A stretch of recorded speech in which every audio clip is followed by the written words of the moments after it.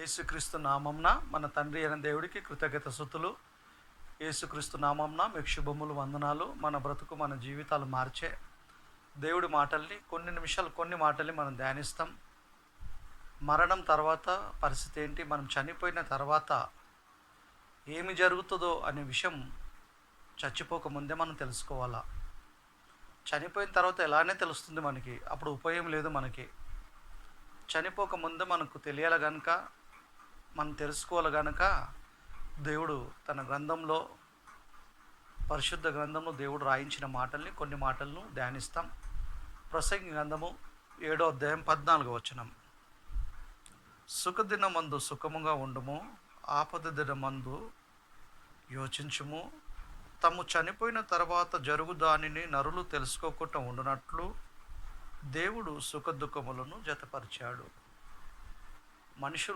నరులు చనిపోయిన తర్వాత మనము ఏం జరుగుతుందో మనకు తెలియకుండా ఉండటానికి దేవుడు సుఖదుఖములను జతపరిచాడు. అంటే ఈ సుఖదుఖముల ద్వారా మనం ఏం పాఠం నేర్చుకోవాలంటే, తాత్కాలికమైన జీవిత కాలంలో సుఖం ఉంటుంది, దుఃఖం ఉంటుంది. ఎవరు దుఃఖానికి ఇష్టపడరు, అందరు సుఖానికే ఇష్టపడతారు. ఎప్పుడు సుఖం ఉండదు, ఎప్పుడు దుఃఖం ఉండదు. కొన్ని రోజులు దుఃఖం ఉంటుంది, కొన్ని రోజులు సుఖం ఉంటుంది. ఈ రెండింటిని మనం అనుభవిస్తాము. ఒకరోజు చచ్చిపోతాము. చనిపోయిన తర్వాత ఆత్మలమైన మనకి 60-70 సంవత్సరాల కాలము భూమి మీద ఇచ్చినట్టు దేవుడు కాలం ఇవ్వలేదు ఆత్మలకి. ఆత్మలమైన మనకి చాలా కాలం, అంటే అనంతకాలం మనము బ్రతికే ఉంటాము. ఆత్మలమైన మనకి ముగింపు లేదు, మరణము లేదు, చావు లేదు.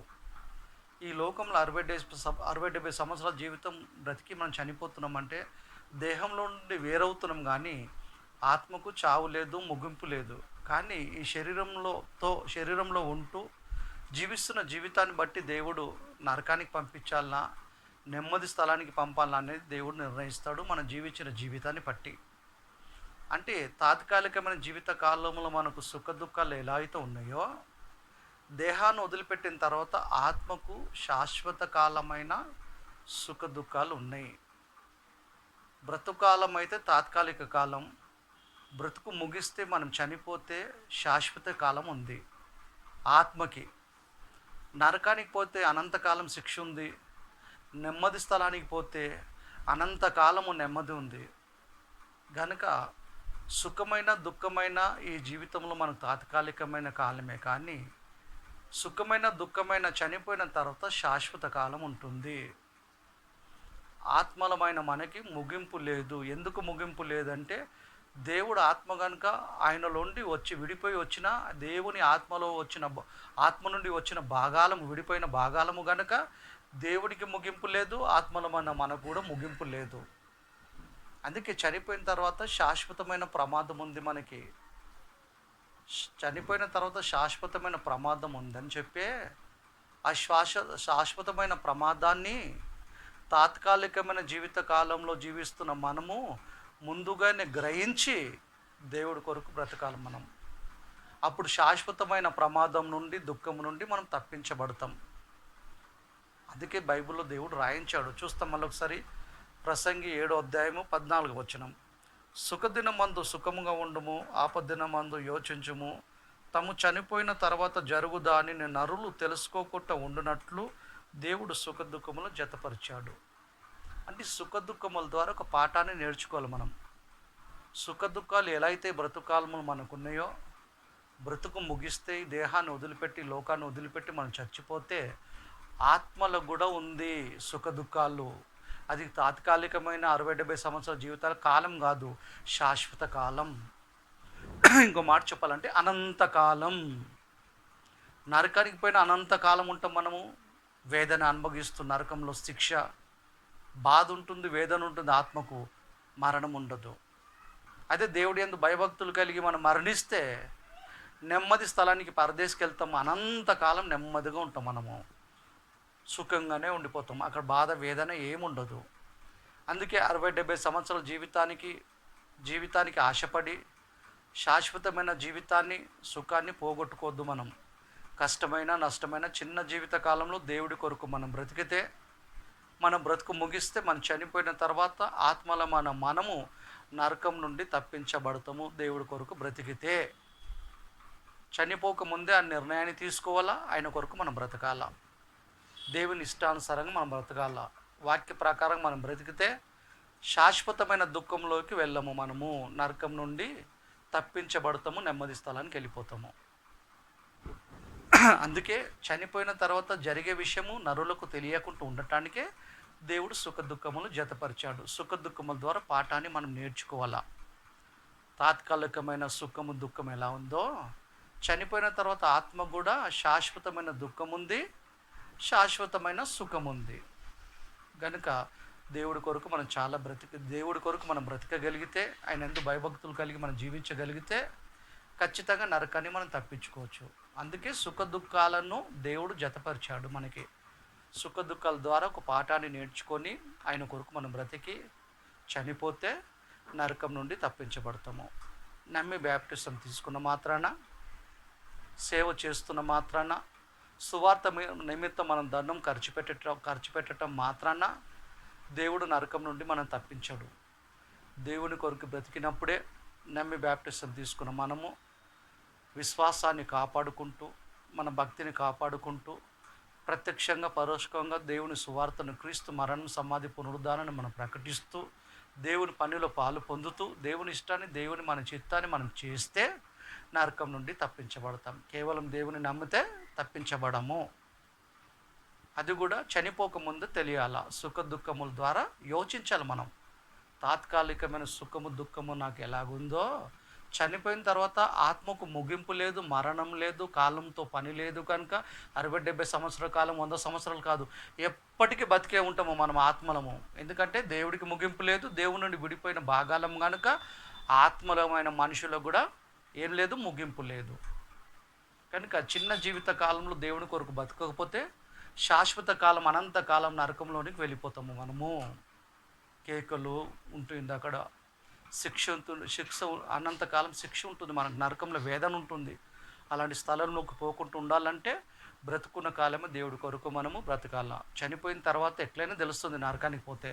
చనిపోకముందు తెలిస్తే మనం జాగ్రత్త పడతామనే దేవుడు మన మంచి కోసము, మన మీద ప్రేమతో బైబిల్లో దేవుడు రాయించారు.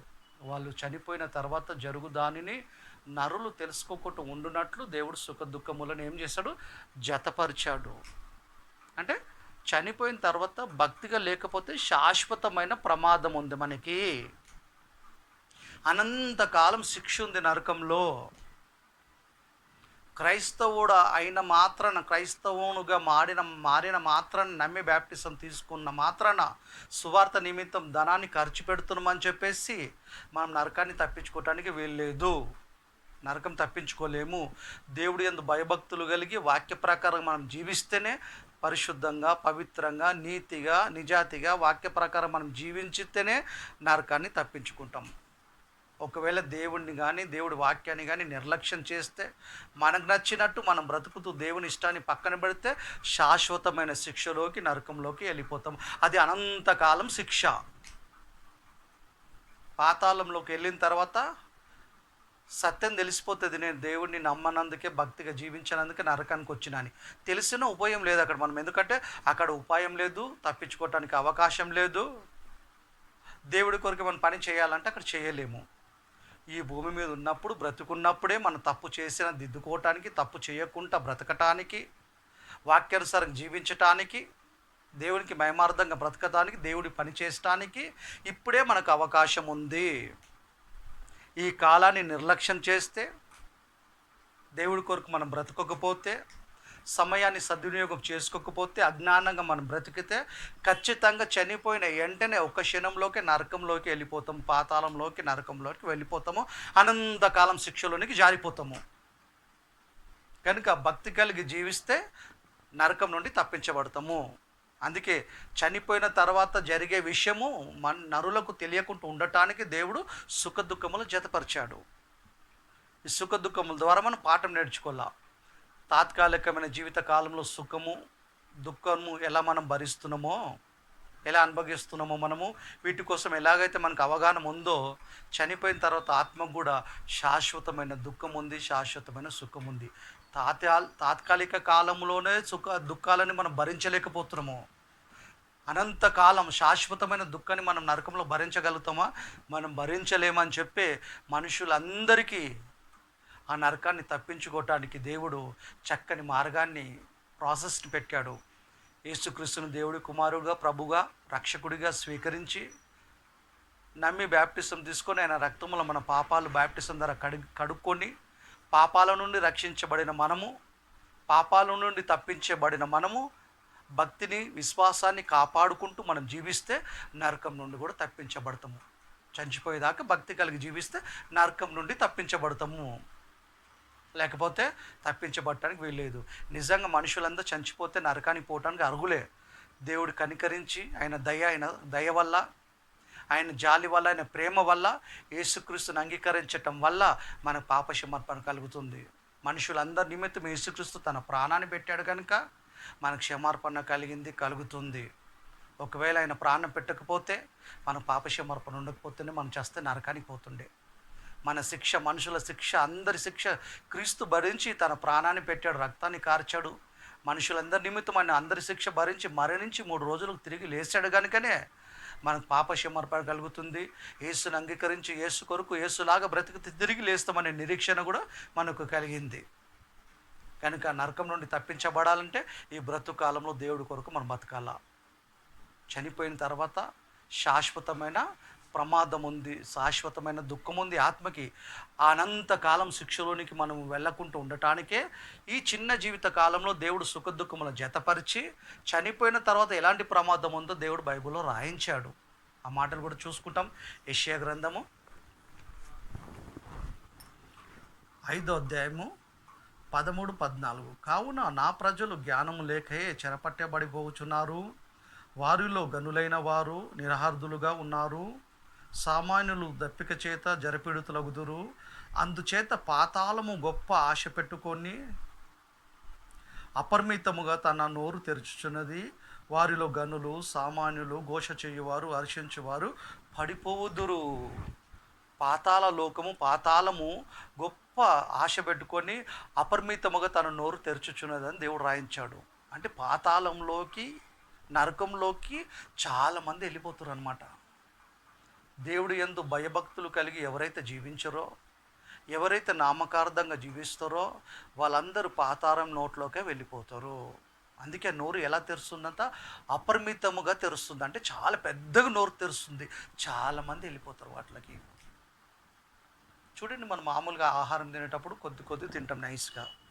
బాగా ఆకలేసినప్పుడు ఎమోషనల్గా తింటాము, నోరు పెద్దగా తెరుస్తాం, పెద్ద ముద్దలు పెడతాం. ఎందుకంటే ముద్ద పెద్ద పట్టాలంటే నోరు పెద్ద తెలియాల. పెద్దగా తెరిస్తేనే పెద్ద ముద్ద పడుతుంది, తృప్తిగా ఉంటుంది మనకి. నైస్గా తినమప్పుడు ఆకలి మీద.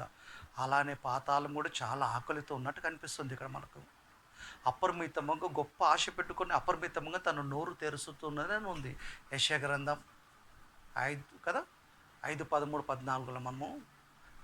అందుచేత గొప్ప ఆశ పెట్టుకొని కదా, చక్కని మళ్ళొకసారి చూసుకుంటాం. యెషయా గ్రంథం 5:14. అందుచేత పాతాళము గొప్ప ఆశ పెట్టుకొని అపరిమితముగా తన నోరు తెరుచుచున్నది. వారిలో గనులు, సామాన్యులు, ఘోష చేయువారు, హర్షించువారు పడిపోవుదురు. వీళ్ళందరూ పడిపోదురు నోట్లో. అపరిమితముగా తన గొప్ప ఆశ పెట్టుకొని అపరిమితంగా తన నోరు తెరుచుచున్నది పాతాళము. అనేక మంది ఆ నోట్లోకి వెళ్ళిపోతారు. భయంకరం అది.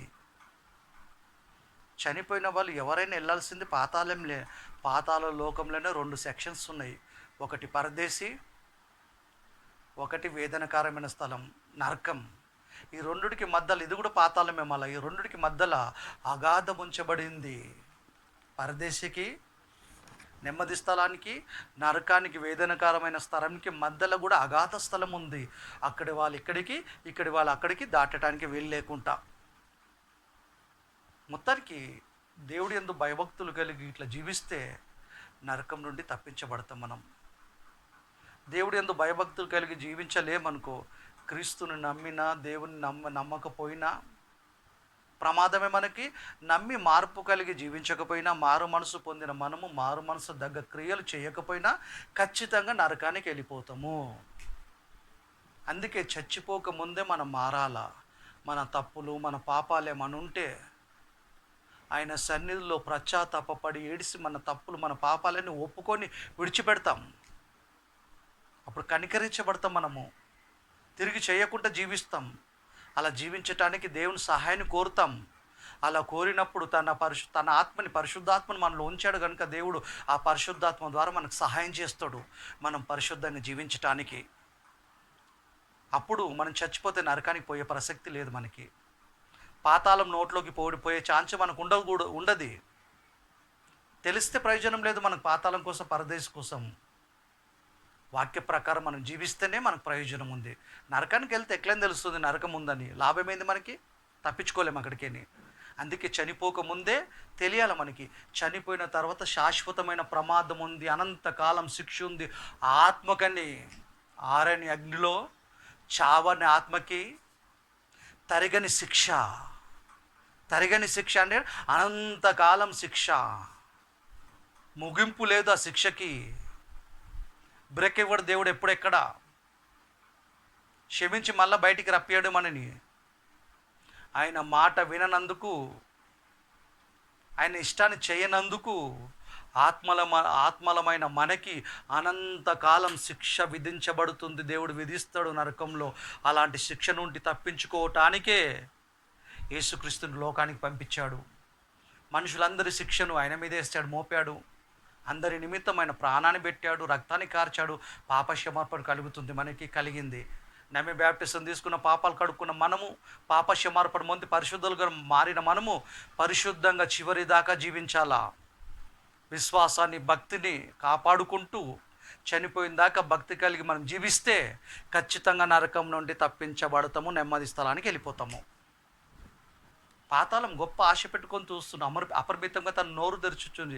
దానిలో చాలామంది పడిపోతాడు. అందుకే నోరు పెద్దగా తెరుస్తుంది. అది భయంకరమైన స్థలం. అది ఆత్మకి శాశ్వతమైన ప్రమాదం ఉంది నరకంలో. ఆరని అగ్నిలోనికి చావని ఆత్మలమైన మనం వెళ్ళిపోతాం. అనంతకాలం శిక్ష ఉంటుంది ఆత్మకి. కరెంటు లేకపోతేనే, ఫ్యాన్ తిరగకపోతేనే, కూలర్ తిరగకపోతేనే తట్టుకోలేకట్టు పోతున్నాం మనం భూమి మీద చిన్న జీవిత కాలంలో. కానీ అగ్నిగోళం అంటే భయంకరంగా ఉంటుంది. అది భయంకరమైన స్థలం. అది అగ్నిగోళం, పాతాళం అంటే. అలాంటి చోతులకు ఆత్మలమైన మనం పోతే అనంతకాలం శిక్ష. కేకలు పెడుతూనే ఉండాలి, పండ్లు కొడుకుతూనే ఉండాలి. అక్కడ నెమ్మది ఉండదు, సమాధానం ఉండదు, ఏముండదు. చిన్న జీవిత కాలంలో దేవుణ్ణి నిర్లక్ష్యం చేస్తే, ఆయన మాటను నిర్లక్ష్యం చేస్తే అనంతకాలం శిక్షలోనికి వెళ్ళిపోతాం మనము. అందుకే దేవుని నిర్లక్ష్యం చేయటం కానీ, దేవుడి మాటల్ని నిర్లక్ష్యం చేయటం కానీ, దేవుని పనులను నిర్లక్ష్యం చేయటం కానీ, వాక్యాన్ని దేవుని పనులను అర్చర్ధ చేయటం కానీ అది చేయకూడదు. మనం దేవుని ఎక్కువగా ప్రేమించాలా, వాక్యాన్ని ఎక్కువగా ప్రేమించాలా, దేవుని పనులు చేయాలా. ప్రత్యక్షం పరోక్షంగా దేవుడి సువార్త కార్యక్రమం, క్రీస్తు మరణం, సమాధి, పునరుద్ధానాన్ని ప్రకటించాలా. మనకు వీలు కాకపోతే ప్రకటించే వాళ్ళని ప్రోత్సహించాలా. మనము ఆయన కొరకు బ్రతకాలి మనము. అప్పుడే అనంతకాలం శిక్ష నుండి తప్పించబడతాము. లేకపోతే అనంతకాలం శిక్షలోకి వెళ్ళిపోవాలా. ఎవ్వరు పోవద్దని చెప్పి యేసుక్రీస్తుని పంపడానికి తండ్రి ఇంకా ఆలస్యం చేస్తుండు. ఈ ప్రేమని, సత్యాన్ని మనం గ్రహించకుండా మన బ్రతుకులు మార్చుకోకపోతే మనమైన నరకానికి పోవాల్సిందే, మన పిల్లలైన నరకానికి పోవాల్సిందే. కనుక మనం జాగ్రత్త ఉండాలా, భక్తి కలిగి ఉండాలా, పిల్లల్ని భక్తిగా పెంచాలా. అప్పుడే అనంతకాలం శిక్ష నుండి తప్పించబడతాం, నరకం నుండి తప్పించబడి నెమ్మదికి వెళ్ళిపోతాం మనము. అందుకే తల్లిదండ్రులారా, మీరు పిల్లల విషయంలో మీరు చాలా కేర్ తీసుకోండి. మీరు నరకానికి వెళ్ళకండి, నరకానికి వెళ్ళకూడదు. మనము మన పిల్లలు నరకానికి వెళ్ళకూడదు అంటే మనం భక్తిగా ఉండాలా, మన పిల్లల్ని భక్తిగా పెంచాలా. కష్టం, ఈ కష్టాన్ని మనం భరించగలిగితేనే శాశ్వత కాలం కష్టంలోకి వెళ్ళం. అనంతకాలం శిక్షలోనికి, నరకంలోనికి వెళ్ళకుండా తప్పించబడతాం మనం. దేవుని కానీ దేవుడి వాక్యాన్ని నిర్లక్ష్యం చేస్తే అనంతకాలం శిక్ష తప్పదు ఎవరికైనా సరే. మారు మనసు పొందిన మనము మారు మనసు దగ్గర క్రియలు చేయాలా. లేకపోతే శాశ్వతమైన శిక్ష ఉంది మనకి. చూస్తాం పాతాళం ఎంత భయంకరమైన చోటు అంటే అసలు దయ్యాలుగా భయపడుతున్నాయి నరకానికి వెళ్ళటానికి. లూకా సువార్త 8వ అధ్యాయం 30 వచనం. సేన దయ్యం పడుతుంది ఒక వ్యక్తికి. సేన అంటే చాలా దయ్యాలు, చాలా ఆత్మలు ఆ బాడీలో ఉంటాయి. అలాంటి పరిస్థితుల్లో యేసుప్రభు ఆ ప్రాంతానికి పోయినప్పుడు ఆ సందర్భం ఇది. 30 వచనం చూసుకుంటాం. మీరు 26 వచనం తర్వాత చదువుకోండి. 30 వచనం చూసుకుంటాం. యేసు నీ పేరేమని వాడిని అడగగా, చాలా దయ్యములు వాళ్ళని చొచ్చి ఉండెను కనుక వాడు తన పేరు సేన అని చెప్పి పాతాళంలోనికి పోవుటకు తమకు ఆజ్ఞాపింపవద్దని వేడుకొనేను. ఆయనకు రిక్వెస్ట్ పెడుతున్నాయి. ఈ దురాత్మలు ఒక వ్యక్తిని పట్టి సేన దయ్యాలు యేసుప్రభుని బతిమలాడుతున్నాయి, వేడుకుంటున్నాయి. ఏమనో తెలుసా? పాతాళానికి మమ్మల్ని పంపకండి. పాతాళ లోకానికి, నరకానికి దయ్యాలు భయపడుతున్నాయి, కానీ మనుషులమైన మనకే భయం లేదు. అవి భయపడుతున్నాయి, వణికిపోతున్నాయి. అయ్యా మమ్మల్ని ఎలగొట్టాలనుకుంటే ఈ మనిషి నుండి, అక్కడ కొండ మీద పందులు మంద మేస్తున్నాయి, అళ్ళకి వెళ్ళటానికి, అళ్ళకి చొచ్చటానికి మాకు అనుమతి ఇయ్య, కానీ పాతాలకు మాత్రం పంపక ప్రభువా అని వేడుకుంటే రిక్వెస్ట్ పెడుతున్నాయి. అంటే పాతాళ లోకము, అగ్నిగోళము పరిస్థితి ఎలాగుందో అనేది దయ్యాలకు బాగా తెలుసు. ఎందుకంటే అవి దయ్యాలుగా మారకముందుకు ఒకప్పుడు దేవదూతలు గనక. అంటే పాతాళానికి అపవాదులు, దయ్యాలకు గజగజ వణికిపోతున్నాయి, పోవటానికి ఇష్టపడతలేవు. యేసుప్రభుకు రిక్వెస్ట్ పెడుతున్నాయి, వేడుకుంటున్నాయి, బతుములాడుతున్నాయి పాతాళానికి పంపకమని. మనుషులకు మాత్రం భయం లేదు. అందులో క్రైస్తవులు మనం చెప్పుకుంటారు, మనకు అసలు భయం లేదు. నమ్మే బ్యాప్టిజం తీసుకుని రక్షణ కలిగింది కదా అనుకుంటున్నాడు. భ్రమలో ఉంటుండు, అపవాది భ్రమలో ఉంచుతుంది. రక్షణ పొందిన మనము విశ్వాసాన్ని కలిగి ఉంటున్న మనము మన విశ్వాసాన్ని, మన భక్తిని, మన రక్షణని చివరి దాకా కాపాడుకోవాలా. అప్పుడే నరకం నుండి తప్పించబడతాం. ప్రాసెస్ అయిపోలేదు మనకి. ఇప్పుడే పాపాల నుండే రక్షించబడినము బ్యాప్టిజం ద్వారా. ఇప్పుడు దేని నుండి రక్షించబడాలి మనం అంటే నరకం నుండి రక్షించబడాలి. అది ఎప్పుడు జరుగుతుంది అంటే చచ్చిపోయిన తర్వాత జరుగుతుంది. అంటే దాన్ని తప్పించుకోవాలంటే చచ్చిపోయేంత వరకు భక్తి కలిగి జీవించాలా. చచ్చిపోయేదాకా భక్తి కలిగి జీవిస్తేనే, దేహాన్ని వదిలిపెట్టిన వెంటనే నరకానికి జారిపోకుండా ఉంటాం. మనం నెమ్మది స్థలానికి వెళ్ళిపోతాం. పాతాళలోకానికి వెళ్ళటానికి అపవాదే సేన దయ్యాలు భయపడితే గజగజ వణికిపోతున్నాయి. మనకేమో భయం అవుతలేదు. అందుకే పాతాళ లోకంకి వెళ్ళిన తర్వాత నరకం ఉందనే విషయం మనకు అర్థమైపోతుంది.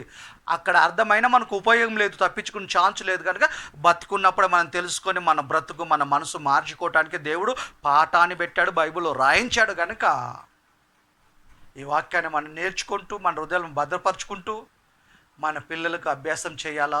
భక్తి కలిగి మనం బతుకుతూ వాళ్ళని భక్తిగా పెంచాలా. అలా పెంచినప్పుడే అనంతకాలం శిక్ష నుండి తప్పించబడతాం మనము.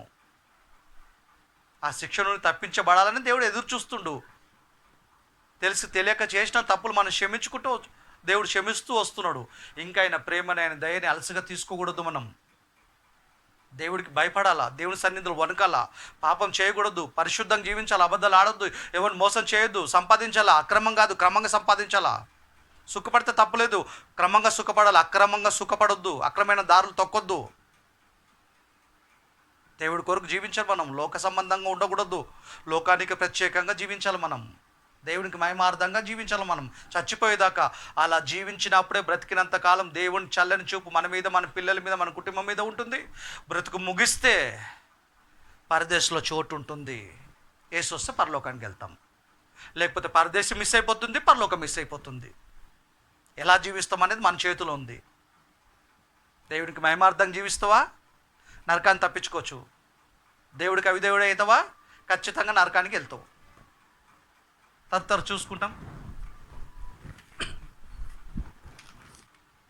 సామెతల గ్రంథము 27వ అధ్యాయము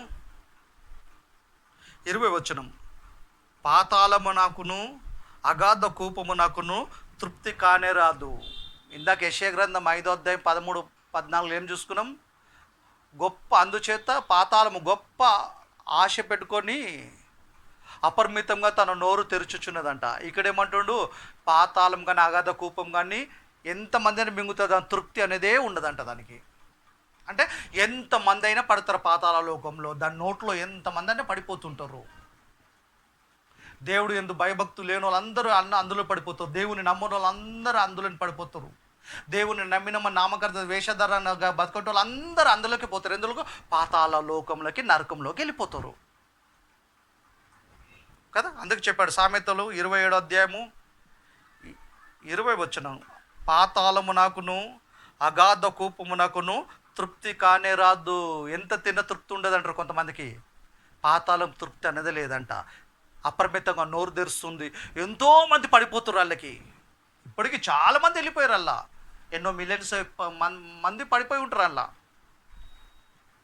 ఒకటే క్షణంలో వెళ్ళిపోతారు. చనిపోయిన వెంటనే ఒకటే క్షణం. ఆత్మకుండే వేగం అది. ఒకటే క్షణంలో వెళ్ళిపోతారు నరకాల్లోకి. అలా చాలామంది పడిపోయారు ఇప్పటికీ. ప్రభుని అంగీకరించకుండా, భక్తి లేకుండా ఎంతమంది బ్రతుకుతూ రోజుకి ఎంతమంది చనిపోతుర్రో వాళ్ళందరూ పోయేది ఖచ్చితంగా నరకంలోకి, పాతాళం నోట్లోకి వెళ్ళిపోతున్నారు వీళ్ళు. ఆరని అగ్నిలోనికి తరిగారు కదా. ఆరని అగ్ని, చావని ఆత్మ, తరగని శిక్ష, అనంతకాలం శిక్ష. భారతదేశం ప్రభుత్వం నేరస్తులకి 7 సంవత్సరాలు 14 సంవత్సరాల శిక్ష విధిస్తారు. అలాంటి శిక్ష కాదు ఇది. అనంతకాలం శిక్ష. దేహానికి కాదు, ఆత్మకి. దేహంలో జీవించిన జీవితాన్ని బట్టి శిక్ష పడుతుంది ఆత్మకి. దేవుడు విధించే శిక్ష, దేవుడి శిక్ష, విధించే శిక్ష. అనేక మంది దాంట్లోకి పడిపోతున్నారు. దానికి తృప్తి అనేదే లేదంట. ఎంతమంది అయినా మింగుతుంది పాతాళం. అలాంటి భయంకరమైన చోటుకి వెళ్ళకూడదు మనం. మన పిల్లలు వెళ్ళకూడదు. దేవుడు యందు భయభక్తులు కలిగి తృప్తి కదా, దేవుడు యందు భయభక్తులు కలిగి దేవుని ఇష్టాన్ని, దేవుని చిత్తాన్ని మన బ్రతుకాలం చేస్తాం. పాతాళం ఎంతమందినని మింగేస్తుంది. దాని తృప్తి అనేదే లేదంట. కనుక మనం దాని నోటి నుండి, పాతాళం నోట్లోకి పోకుండా ఉండాలంటే దైవభక్తి కలిగి వాక్య ప్రకారంగా మనం జీవించి మన పిల్లల్ని దేవుడి కొరకు పెంచాలి. అలా పెంచినప్పుడే చనిపోయిన తర్వాత నరకంకి పోము మనము. నరకం నుండి, అనంతకాలం శిక్ష నుండి తప్పించబడతాం మనము. కనుక చాలా జాగ్రత్తగా ఉండాలి మనం. వాక్య ప్రకారం జీవించాలా. త్వర చూసుకుంటాం. సామెతల గ్రంథము 15వ అధ్యాయము 24వ వచనం, కిందనున్న పాతాళము తప్పించుకొనవలెనని బుద్ధిమంతులు పరమునకు పోవు జీవ మార్గమున నడుచుకొనును. బుద్ధి ఉండాలి మనకి. బుద్ధి కదా. ఏముండాలి మనకి? లోక సంబంధమైన బుద్ధి జ్ఞానం కాదు, ఆత్మ సంబంధమైన బుద్ధి జ్ఞానం ఉండాలి మనకి. బుద్ధిమంతులైతే పరమునకు పోవు జీవ మార్గమును నడుచుకొనును. అంటే వాక్య ప్రకారంగా ఎవరమైతే బ్రతుకుతున్నామో, నడుచుకుంటున్నామో, ప్రవర్తించడమో, ఏ మార్గం ఉన్నా అంటే పరలోకానికి పోయే మార్గంలో ఉన్నాము. యేసు రాకముందే మనం చనిపోయినాం అనుకో, పాతాళ లోకంలోనే ఒక భాగంలోనికి నెమ్మది స్థలానికి వెళ్ళిపోతాము. యేసు వస్తే పరలోకానికి వెళ్ళిపోతాం. కనుక బుద్ధిమంతులైతే కిందనున్న పాతాలని తప్పించుకోవటానికి పరమునకు పోవు జీవ మార్గంలో నడుచుకొనును. మనం బుద్ధిమంతులమైతే పాతాలని తప్పించుకోవచ్చు. బుద్ధిమంతులకు ఉండే లక్షణాలు ఏంటి? ఆయన యందు భయభక్తులు కలిగి జీవించాలా, పాపం చేయొద్దు, పరిశుద్ధంగా జీవించాలా, దేవుని ఎక్కువగా ప్రేమించాలా, దేవుని పనులను అశ్రద్ధ చేయొద్దు, సువార్త కార్యక్రమములు చేయాలా, పిల్లల్ని భక్తిగా పెంచాలా, సుఖపడాలా, క్రమంగా సంపాదించాలా, క్రమంగా ఆయన ఎందు భయభక్తులు కలిగి, ఆయన కృతజ్ఞత కలిగి, ఆయన నామానికి మహిమార్థంగా మనం జీవిస్తే బుద్ధిమంతులం. ఖచ్చితంగా కింద ఉన్న పాతాలని తప్పించుకోవచ్చు. ఆ పాతాళ లోకంలోకి పోయిన వ్యక్తిని చూస్తాం. పాతాళ లోకంలోకే 2 భాగాలు ఉంటాయి కదా. 2 భాగంలోకి పోయిన వ్యక్తుల్ని చూస్తాం మనం. చివరిగా లూకా సువార్త 16వ అధ్యాయము 19వ వచనం.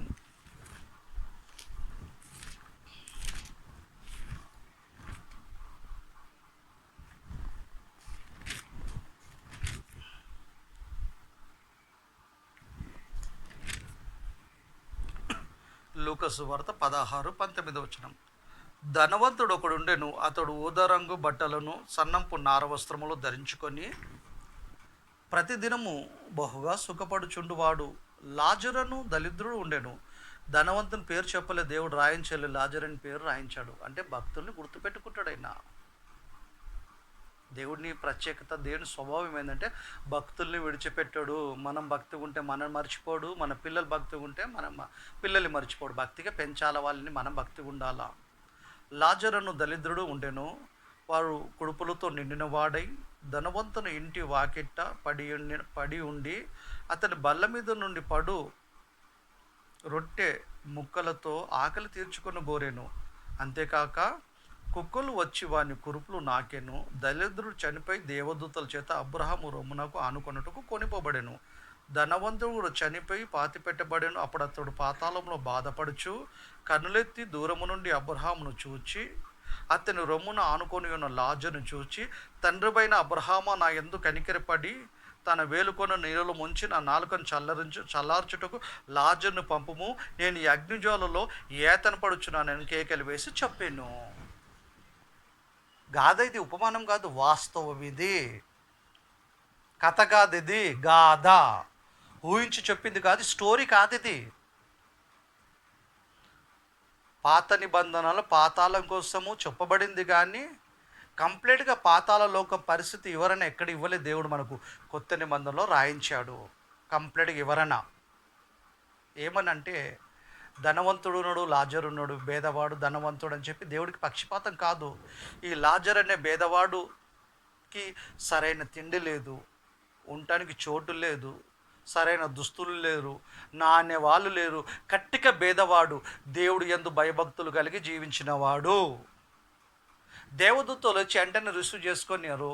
పరదేశికి అబ్రహాము రొమ్మున ఆనుకొనుటకు తీసుకొని వెళ్ళిపోయారు. శాశ్వతమైన సుఖంలోకి, నెమ్మదిలోకి వెళ్ళిపోయాడు. చిన్న జీవిత కాలంలో, తాత్కాలికమైన జీవిత కాలంలో దేవుడి కొరకు బతికాడు కనుక ఆరోగ్యం లేకపోయినా, తిండి లేకపోయినా, దుస్తులు లేకపోయినా, నా అనేవాళ్ళు ఎవరు లేకపోయినా, ఏ సౌకర్యం లేకపోయినా దేవుని విడిచిపెట్టకుండా దేవుడి యందు భయభక్తులు కలిగి బతికాడు గనుక దేవదూతలు వచ్చి దేవుడు పంపిస్తే దేవదూతలు వచ్చి అబ్రహాము రొమ్మున ఆనుకొనుటకు పరదేశికి లాజర్ అనే ఆత్మను తీసుకొని వెళ్ళిపోయారు. ధనవంతుడు కూడా చనిపోయాడు, పాతి పెట్టబడ్డాడు. ఎవరైనా చచ్చిపోతారు కదా, భేదవాడైన ధనవంతుడైనా చావు ఎవరికైనా తప్పదు. భేదవాడని చెప్పి దేవుడు కనికరించడం, ధనవంతుడు పగబట్టడం ఏముండదు అక్కడ. అతను జీవించిన జీవితాన్ని బట్టి, అతని భక్తిని బట్టి దేవుడు పరదేశికి పంపించాడు. ధనవంతుడు కూడా చనిపోయాడు. అప్పుడే చచ్చిపోయాడు, అప్పుడే పాతాళంలో బాధపడుచుండు. నేను ఈ అగ్ని జ్వాలలో యాతన పడుచున్నాను, లాజరు వేలుకొని నీళ్ళలో ముంచిన నాలుకను చల్లార్చుటకు పంపించయ్యా, నేను అగ్ని జ్వాలలో యాతన పడుచున్నాను అని చెప్పి కేకలు పెడుతున్నాడు. వాస్తవం ఇది, కథ కాదు, ఉపమానం కాదు ఇది. చూసుకున్న తర్వాత కదండి 22 అధ్యాయం లోక సువార్త 16:22 కానీ చూసుకుంటాం. ఆ దరిద్రుడు చనిపోయి దేవదూతల చేత అబ్రహాము రొమ్మున ఆనుకొనుటకు కొనిపోబడెను. ధనవంతుడు కూడా చనిపోయి పాతి పెట్టబడినప్పుడు అతడు పాతాళంలో బాధపడుచు కన్నులెత్తి దూరం నుండి అబ్రహామును అతని రొమ్మున ఆనుకొని ఉన్న లాజరును చూచి అవాక్కైపోయి ఉంటాడు. తండ్రివైన అబ్రహామా, నా యందు కనికరపడి, తండ్రివైన అబ్రహామా అంటున్నాడంటే ఈ ధనవంతుడైన లాజర్ అని ఎవరంటే ఇశ్రాయేలీయులు. అబ్రహాం విశ్వాసులకు తండ్రి. ఎలా గుర్తుపట్టగలిగిన లాజరు ధనవంతుడు ఎలా గుర్తుపట్టగలిగినంటే అతను కూడా ఇశ్రాయేలుడే. తండ్రివైన అబ్రహామా అంటున్నాడు, ఆయన విశ్వాసులకు తండ్రి, విశ్వాసం లేని వారం కాదు. అతనేమంటాడు కుమారుడు అంటున్నాడు.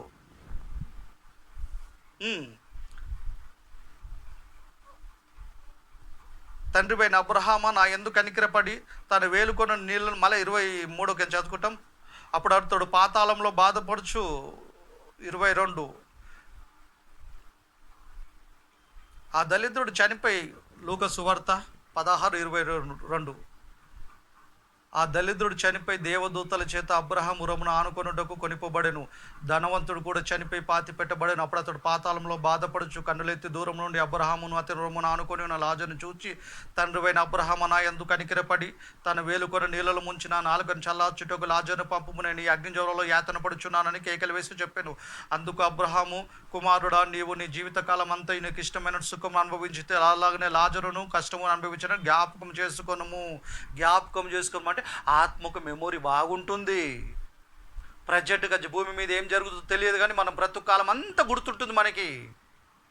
దేవుడి కొరకు బ్రతికాడు, తిండి లేకపోయినా, ఆరోగ్యం లేకపోయినా, నా అనేవాళ్ళు లేకపోయినా, ఏం లేకపోయినా, దుస్తులు లేకపోయినా, సరైన సౌకర్యం లేకపోయినా, ఉండటానికి చోటు లేకపోయినా, దేవుడి కొరకు బ్రతికాడు గనుక దేవుడు ప్రేమించి, దేవుడు కనికరించి ఏం చేశాడు, లాజర్ని దగ్గరికి దేవదూతలు పంపాడు. దేవదూతలు తీసుకొని పరదేశికి అబ్రహాము రొమ్మున ఆనుకున్నట్టుకు తీసుకొని వెళ్ళిపోయారు. శాశ్వతమైన సుఖంలోకి వెళ్ళిపోయాడు. దైవభక్తి ఉందనే పోయాడు అక్కడికి. ధనవంతుడికి అంతుంది, భక్తి లేదు. అందుకే శాశ్వతమైన దుఃఖంలోకి, నరకంలోకి వెళ్ళిపోయాడు.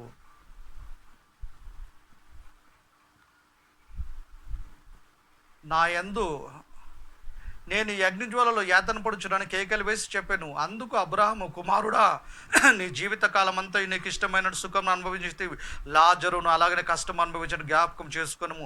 ఇప్పుడైతే వాడు ఇక్కడ నెమ్మది పొందుచున్నాడు, నీవు యాతన పడుచున్నావు. అంతేకాక అక్కడ నుండి మీ యుద్ధకు దాటకూడదు, వారు దాటి భోజాలకుండున్నట్లు అక్కడి వారు మా యుద్ధకు దాటి రాజాలకుండున్నట్లు మాకును మీకును మధ్య మహా అగాధం ఉంచబడిందని చెప్పాను.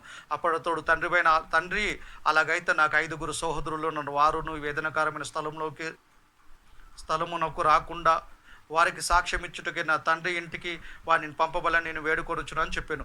అందుకు అబ్రహాము, వారి యుద్ధ మోషేయు ప్రవక్తలు ఉన్నారు, వారి మాటలు వినవలెనని వారితో చెప్పగా అంటే మోషేయు ప్రవక్తలు అంటే మోషేయు ప్రవక్తలు ఉన్న కాలంలో ఉన్నవారు ఈ ధనవంతుడు లాజరు అనగానే ఒక రాజు పేరు లేదు. ఆ రాజుకి 7 మంది కొడుకులు అంటే కథ చెప్తారు, పేరు లేవు. ఆ కొడుకులు 7 చేపలు తెచ్చాడు, అంటే చేపల పేర్లు కూడా లేవు. కానీ ఇక్కడ అట్లనలే. ఎవరున్నాడు? పరదేశంలో అబ్రహాము ఉన్నాడు, అబ్రహామును ఆనుకొని ఉన్న లాజరు ఉన్నాడు. గాథ ఇది, వాస్తవం ఇది. రెండోది మోషేయు ఉన్నారు, ప్రవక్తలు ఉన్నారు. ఆ కాలంలో వాళ్ళ బ్రతికిన కాలం ధనవంతుడు, లాజర్ బ్రతికిన కాలంలో మోషేయు ప్రవక్తలు ఉన్నారు. మోషేయు ప్రవక్తుల మాటలు వాళ్ళు వినాలా. నువ్వేమో లాజర్ని పంపించి భూలోకానికి సాక్ష్యం ఇచ్చుట కంటున్నావు, పోవటానికి వెళ్ళలేదయ్యా. దేవుడి కొరకు అతను బతికాడు కనుక నెమ్మది స్థలానికి వచ్చాడు, శాశ్వతమైన నెమ్మదికి వచ్చాడు. నువ్వు దేవుడిని నిర్లక్ష్యం చేస్తావు, దేవుడి కొరకు బతకలేవు కనుక చివరికి నువ్వు శాశ్వతమైన దుఃఖంలోకి వెళ్ళిపోయావు. నీకు వేరే ఆప్షన్ ఏం లేదు. మళ్ళీ మీ సహోదరులు రక్షించబడాలంటే వారి యుద్ధ మోషేయు ప్రవక్తలు ఉన్నారు, వాళ్ళ మాటలు వినాలా. ఆ కాలంలో వాళ్ళు ఉన్నారు, ఈ కాలంలో సువార్త చెప్పే వాళ్ళు ఉన్నారు. వాళ్ళ మాటలు వింటే రక్షించబడతాం. రక్షించబడిన మనము, నమ్మి బ్యాప్టిజం తీసుకొని పాపాల ద్వారా మనం రక్షించబడిన మనము, పాప క్షమార్పణ నొందిన మనము విశ్వాసాన్ని, భక్తిని చివరి దాకా కాపాడుకుంటూ భక్తి కలిగి జీవిస్తే నరకం నుండి కూడా తప్పించబడతాము, నరకం నుండి కూడా రక్షించబడతాము. దేవుడి యందు భయభక్తులు లేకపోతే ఆత్మలు మనకి నరకంలో అనంతకాలం శిక్ష ఉంది. చివరిగా చూసుకుంటాం, అది మార్కు సువార్త 9వ అధ్యాయము.